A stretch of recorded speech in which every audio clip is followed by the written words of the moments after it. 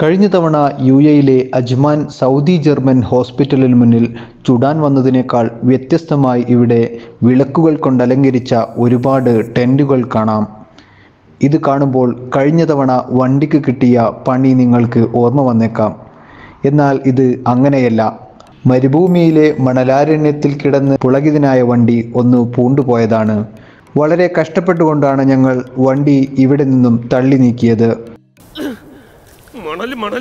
മണല് മാഫിയയില്ലേ? അങ്ങോട്ട് നോക്കിയാ മണല്, ഇങ്ങോട്ട് നോക്കിയാ മണല്, ഇങ്ങോട്ട് നോക്കിയാ മണല്.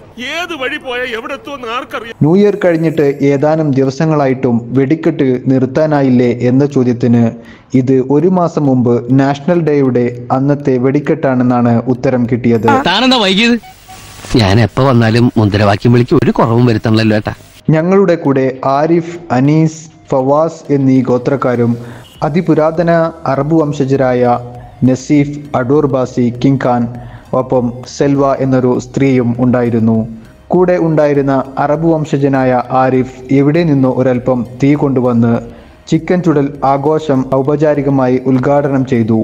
ഇതോടുകൂടി ഗോത്രാഘോഷങ്ങൾ തുടങ്ങുകയായി. തീ ആളിക്കത്തുന്നത് പരിഭ്രാന്തിയുണ്ടാക്കുമെങ്കിലും വീണ്ടും അതിലേക്കൊരു പ്രത്യേകതരം എണ്ണയൊഴിച്ച് ആളിക്കത്തിക്കുവാൻ ശ്രമിക്കുകയാണിവർ. മസാലയിൽ പൊതിഞ്ഞുകൊണ്ടുവന്ന ചിക്കനിൽ ജീവൻ തുടിക്കുന്നുണ്ടോ എന്നറിയാനുള്ള സൂത്രം ഈ സ്ത്രീക്ക് നന്നായി അറിയാമെന്ന് തോന്നുന്നു. ഇവിടെ ഇരുന്ന് ഒരു പ്രാചീന വസ്ത്രധാരിയായ അറബി തണുപ്പിനെ അതിജീവിക്കുന്നതായും കാണാം. പ്രത്യേകതരം മസാലക്കൂട്ടുകളിൽ ചുട്ടെടുക്കുന്ന ചിക്കൻ 2 അടുപ്പുകളിലായി തയ്യാറായിക്കൊണ്ടിരിക്കുകയാണ്. കൂടെയുണ്ടായിരുന്ന നാടോടി സ്ത്രീ തൻ്റെ കുഞ്ഞിനെ ഇടയ്ക്കിടെ കൊഞ്ചിക്കുന്നുണ്ടായിരുന്നു.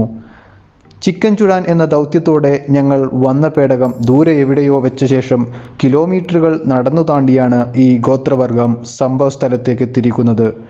കെട്ടും മാറാപ്പുമായി വരുന്ന ഈ സംഘം കാലങ്ങളായി മരുഭൂമിയിൽ അലഞ്ഞു തിരിയുന്നവരാണെന്ന് തോന്നുന്നു. അതിലൊരാൾ വിറകിളക്കി തീ പാകമായോ എന്ന് നോക്കുന്നുണ്ട്.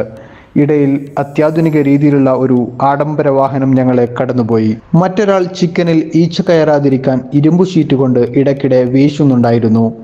ചിക്കൻ തയ്യാറാകുമ്പോൾ പരമ്പരാഗത ഗാനം പാടി ആഘോഷിക്കുകയാണ് ഇവിടെ ഒരു നാടോടി സ്ത്രീ. കുത്ത് കുത്ത് 16, ആര് പറഞ്ഞു 16, ഞാൻ പറഞ്ഞു 16, എണ്ണാമെങ്കിൽ എണ്ണിക്കോ.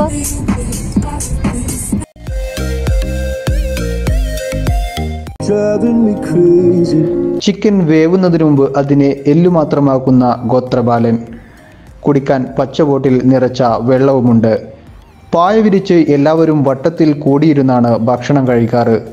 കൈ കഴുകുക എന്നത് ഇവർക്ക് അത്ര നിർബന്ധമുള്ള കാര്യമല്ല. നല്ല ചുട്ടുപൊഴുത്ത കനൽ മണ്ണിലടിയിൽ പൂഴ്ത്തിയിടാൻ ശ്രമിക്കുകയാണിവർ. കനൽക്കട്ടകൾക്കുമേലെ മണ്ണ് കോരിയൊഴിക്കുന്നതും കാണാം. ചുടുകനലിൽ വെള്ളം ഒഴിക്കുക എന്നത് ഇവിടെ ഒരു ആചാരമായിട്ടാണ് ഇവർ കാണുന്നത്.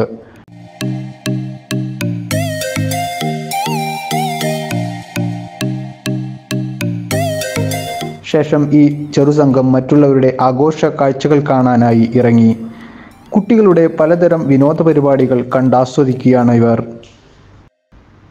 ഇതുവരെ ക്യാമറ കാണാത്തവരാണെന്ന് തോന്നുന്നു. ക്യാമറ കണ്ടയുടനെ ഒരു കൂട്ടം ചെറുപ്പക്കാർ ഞങ്ങളുടെ ചുറ്റും കൂടി. പരമ്പരാഗത പാനീയങ്ങളും മറ്റു പലഹാരങ്ങളും വിൽക്കുന്ന കടയാണിത്. എള്ളുണ്ട പോലെ എന്തോ ഉണ്ടാക്കി വെച്ചിരിക്കുന്നു.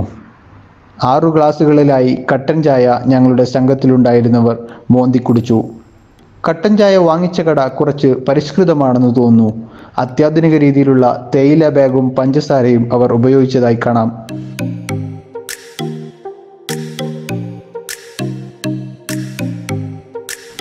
അങ്ങനെ ഞങ്ങൾ അവിടെ നിന്നും തിരിച്ചു യാത്രയാകുമ്പോൾ നേരത്തെ പറഞ്ഞ അറബ് ഗോത്രം അവരുടെ പേടകത്തിൽ സാധനങ്ങൾ എടുത്തുവെച്ച് പോകാനുള്ള തയ്യാറെടുപ്പിലായിരുന്നു. ചുട്ട ചിക്കൻ ഏറെ ഇഷ്ടപ്പെട്ടു എന്ന് തോന്നുന്നു. അതിലൊരു അറബ് വംശജൻ ഞങ്ങളെ കൈവീശി യാത്ര അയക്കുന്നതായും കാണാൻ കഴിഞ്ഞു.